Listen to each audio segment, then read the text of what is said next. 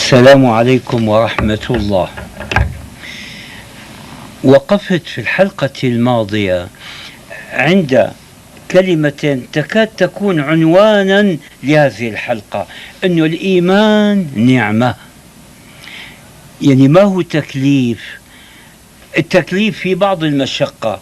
ليش الإيمان نعمة؟ أنا أعرف في قديما أبي كان في محكمة النقض، وكان عندهم عضو، كان المستشار يسمونه عضوا في تلك الأيام، أيام الأتراك هذه.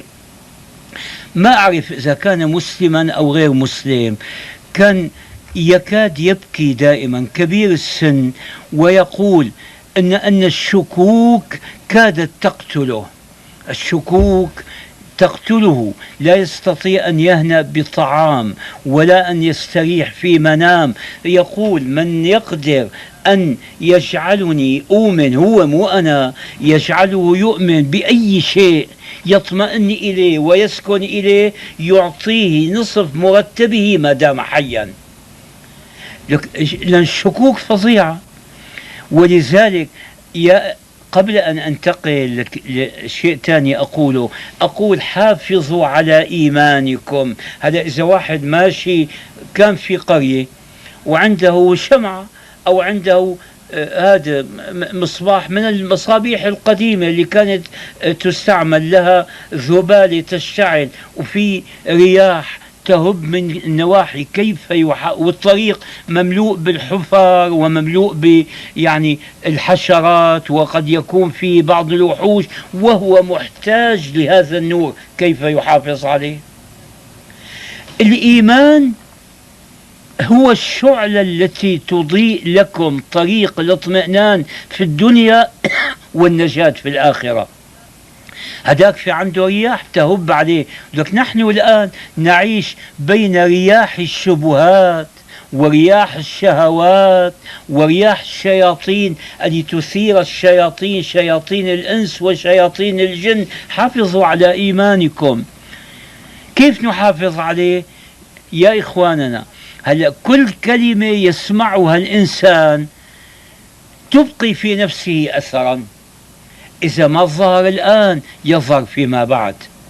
أنا ضربت مثلا مرة، مو مثل، نبهت لي شيء. هذا الصحراء هذه كلها جرداء ما فيها شيء، كيف تصير خضراء إذا نزلت عليها الأمطار؟ تنزل الأمطار بتلاقي كلها امتلأت بالنباتات الخضر. هي منين جاءت؟ هي كان في بذور، هالبذور هذه تحملها الرياح، تنقلها من مكان إلى مكان، ومن عظيم صنع الله، وكل ما صنع الله عظيم. بعض هذه البذور هي إلها وريقات صغيرة كأنها أجنحة، تحملها الرياح فتطير معها، تنزل بين الرمل، لا يبدو لها أثر. عندما تأتي الشروط المناسبة التي جعلها الله سببا للإنبات، ينزل المطر، يعتدل الجو، يصير شيء، تطلع من نباتات الخضر. فكل كلمة تسمعونها انتبهوا لها، هي تبقى في نفوسكم، لا سيما الشباب. لك والله أنا أنهيت دراستي إمتى؟ كملنا الجامعة سنة 933 الجامعة، كنا في كلية الحقوق، هي من قديم، قبل 54 سنة. تصدقون أنه أكثر المواد اللي درسناها في المدارس وفي الجامعة المقررة اللي أديت فيها الامتحان ذهب أكثر من نفسي. شو اللي بقي عندي؟ كلمة سمعتها عرضا، مثلا كلمة سمعتها من أستاذ، كلمة سمعتها من الطريق، لا سيما إذا كانت هذه الكلمة خارجة من القلب. أحيانا أستمع إلى محاضرة يلقيها عالم واسع العلم، بليغ طلق اللسان، يضرب الأمثال ويفرع الموضوع وبيحكي ويقيم الأدلة. والله ما تحرك شعرة في جسمي، تدخل من هنا بتطلع من هنا. وأسمع كلمة في الطريق أو في الترام، لما كان عندنا ترام، أو في السيارة العامة من رجل عامي، تدخل إلى أعماق القلب. ليش؟ لأنها خرجت من القلب. وما أدخل أنا في متاهات الآن أنه هل الإيمان بالقلب أو الإيمان بالعقل شغلة هذه ما وصل إليها علم البشر. بين قوسين أقول كلمة: وما أوتيتم من العلم إلا قليلا. هل نحن منقول أنه التفكير يتعلق، كلمة على الهامش، التفكير يتعلق بالدماغ. طيب هل الدماغ هو الفكر؟ شو علاقة الدماغ المحسوس بالفكر؟ هل لا يحس؟ انه القلب مقر العواطف، منين نعرف؟ انا اللي اتصوره انه هلا اذا تعطل جزء من الدماغ يتعطل التفكير، واذا اصيب يعني القلب، لكن هي مثل ايش؟ مثل الكهرباء، وإن كان المثال ما ينطبق على الواقع، لأنه التيار الكهربائي، الطاقة الكهربائية أيضا من شؤون الدنيا، بينما الإيمان ما هو من شؤون الدنيا، هذا يتعلق بما وراء المادة. هلأ الكهرباء ما بتشتعل المصابيح إلا إذا كان الأسلاك موصولة، بس هل الأسلاك هي الطاقة الكهربائية؟ هذا الرأي التلفزيوني اللي عم تشوفوه، ترون صورتي الآن فيه، ما علاقة أجهزته بالصورة التي ترونها؟ وسؤال أبعد من ذلك: ما علاقتها بالمنهج البرنامج اللي يعرض وبكلامي إذا كان صحيحا أم لا؟ فالذي أقول الأطباء الذين يدعون أكثر، أطباء الدنيا مو أطباء بلد واحد، للطب الذي يدعي أكثر مما هو له، الذي يعرفه الأطباء من القلب وحركته وتسرب الدم وسير الدم فيه وبطينه وأذينه ومدري إيش، وما يعرفونه عن المخ وتلافيفه، هذا والله علمهم لا يتجاوز علم اللي بصلح التلفزيون. هذا بيجي بيتعطل، بيعرف هذا آلاته ويعرف مواضعها، لكن لا له علاقة هذا بما يعرض فيه من خير أو شر. أعود إلى الموضوع اللي كنت فيه. شو كنت أقول أولا؟ نسيت والله شو كنت أقول، ما عندي أول الكلام. الإيمان بين القلب والعقل. الإيمان بين القلب والعقل. ليش هالتفريق بين القلب والعقل من القديم؟ هلأ كل آداب الدنيا، الأدباء في الدنيا كلها يربطون العواطف بالقلب. هذا الشعر كله، شعر العرب وغير العرب، بيقول لأنه هي سكنت قلبي، سرقت قلبي، حطمت قلبي، كسرت قلبي، ما ادري شو عملت بقلبي، يعني بقي بلا قلب النتيجة. طيب هل القلب العاشق هو القلب المؤمن؟ ما علاقة القلب بالإيمان؟ جالي السؤال في أواخر رجب اللي مضى، قال لو اليوم صار عملية نقل القلب، تنقل من جسم إلى جسم، قال لو نقلنا قلب يهودي مات إلى وضعناه بجسد مسلم، هل يصير يهوديا؟ قلت لا. قال شو الدليل؟ ما عندي دليل، بس قست على هذه قضية الرأي التلفزيون. لو أنا تعطل تلفزيوني أو تخرب، رحت اشتريت تلفزيون من يهودي. طيب البرامج اللي عم تطلع هنا تتبدل بتبدل الجهاز؟ ما تتبدل. ولذلك يا إخواننا أريد أن أقول أن على، والله نسيت أول كلام مع الأسف، مالي كاتب هون شيء، نسيت شو كنت أقول.